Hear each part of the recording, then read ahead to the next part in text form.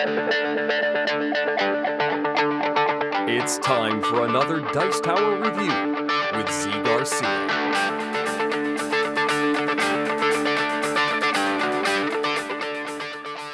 Hey everybody, today I'm taking a look at a small card game called Smile from Z-Man Games, and the theme here is pretty ludicrous. In it, you have collected critters, and they've all run away. You are trying to lure those critters back again with, of course, fireflies, because all the critters love fireflies.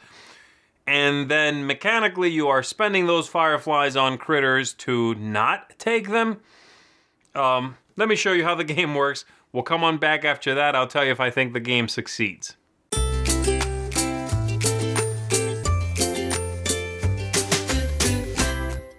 To set up the game, we are going to shuffle up the deck of cards. Every player gets 6 fireflies, and we are going to set the rest of the fireflies as well as these teardrops aside, and you're ready to begin. We are going to flip over as many critters from the deck of cards here as the number of players. So in this case, 4 cards. And then we are ready to begin. Let's say I am the start player. On my turn, I have one of 2 options. I have to make an offer of a firefly and put it on the lowest valued character out there. In this case, this -2. So this could be my turn, which is me passing on taking a critter. Or I could claim a card as long as it has at least 1 firefly on it, okay? So at the beginning, I cannot take any of these. And by the way, your fireflies would be concealed in your hand, but for the sake of the explanation, they're just open on the table. So the game would start with me doing this. Now it goes to this player. They could claim this card, take the fireflies on it into their hands, and they are out of this round, or they could offer another firefly right here. Let's say it goes to that player. They are perfectly content to take this, especially this early in the game. They will take that card, put it in front of themselves. They are out for the round. Then it goes to this player. This player cannot take one of these cards, even if they wanted to, because none of them have fireflies. And so they'll place one on the lowest character out here. In this case, there are 2 that are tied. They could offer it to either one.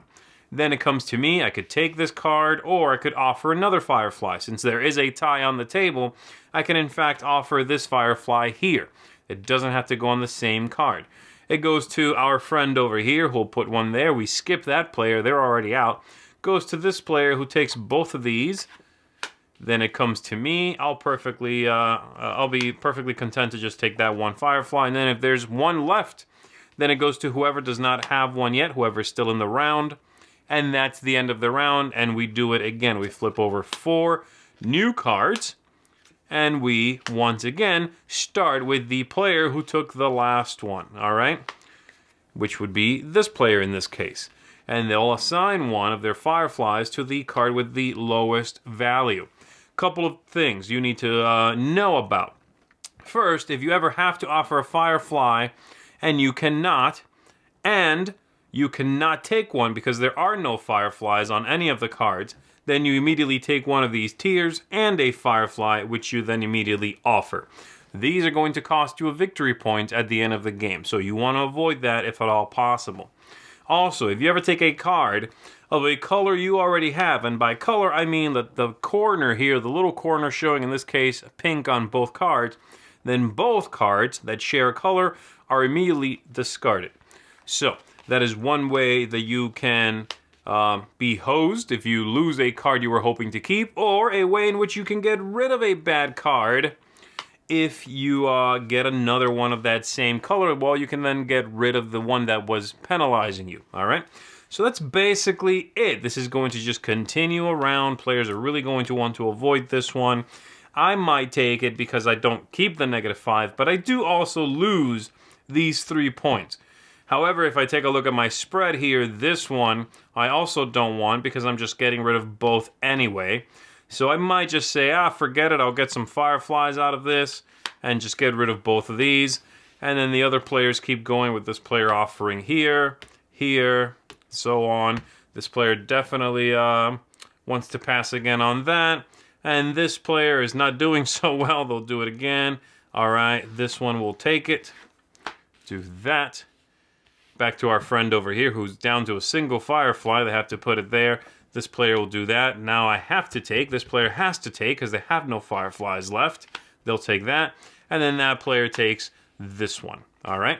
And this is going to simply continue until the deck has been run out. Your score at the end of the game is very simple. You are going to score the victory points on the cards in front of you, and for every 5 fireflies you have left, you'll get 1 victory point.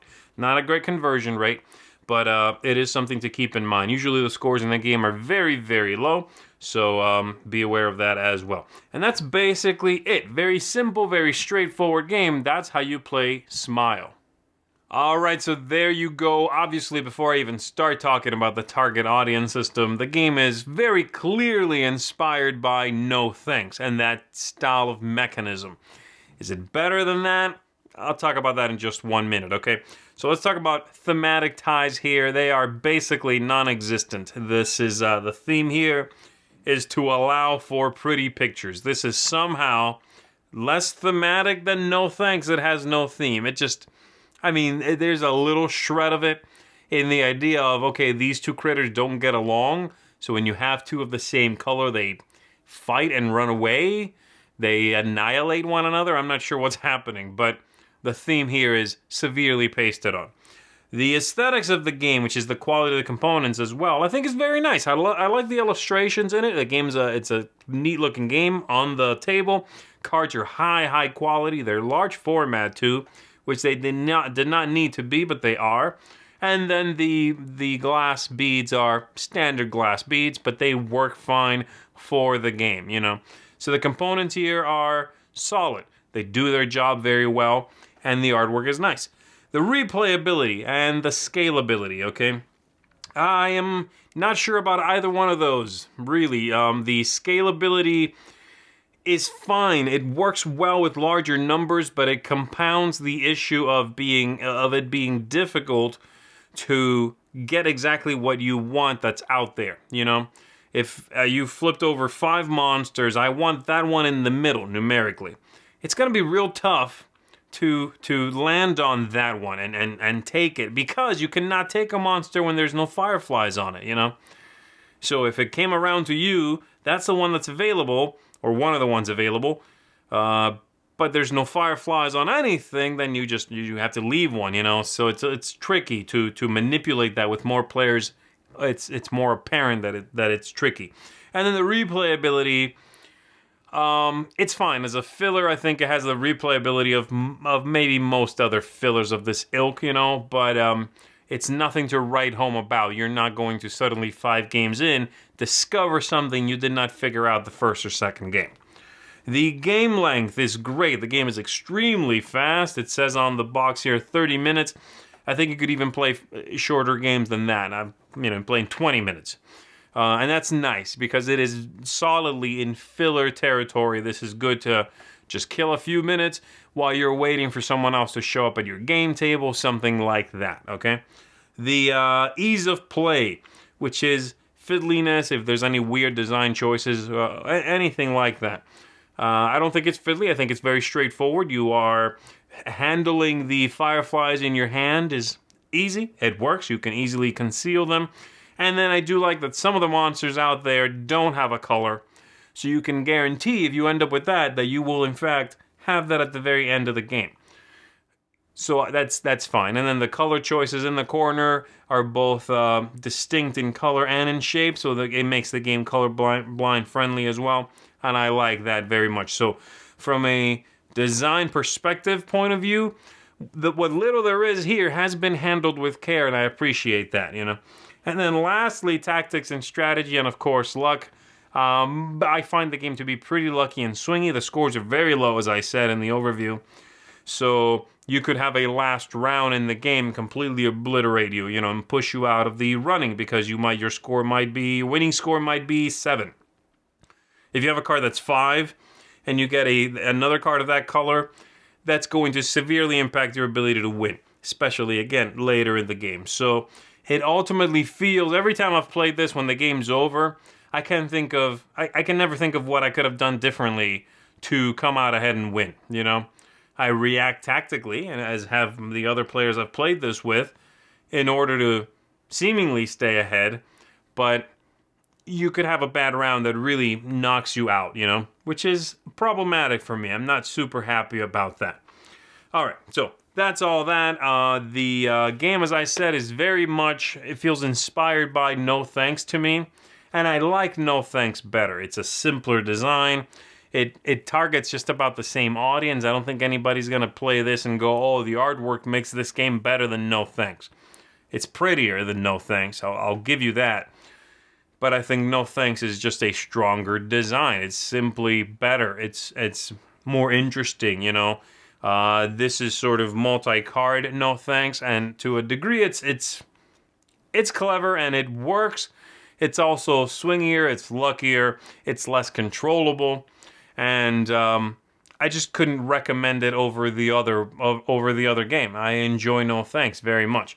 So I would recommend this if you think you have an audience for it, if you really are a huge fan of No Thanks and want a game that is similar to it. If you enjoyed the overview, the game is not broken. There's nothing wrong with it, don't get me wrong. I just found it to be a little loose, you know. It's a filler with very little substance ultimately. And while that's fine, there are so many fillers out there now that I think if you are looking for something that's got a little more staying power, you could probably find something better than this. So that is Smile. Nice game. It's cute. It's attractive. I'm just not sure it's going to have a lot of staying power, or that it isn't already superseded by very similar and ultimately better games. Thanks so much for watching the Dice Tower videos. Find more great videos and reviews, as well as our top-rated audio podcast at Dicetower.com. The Dice Tower is sponsored by Cool Stuff Inc., where you can find great games for great prices. Cool stuff in stock. Check them out at CoolStuffInc.com.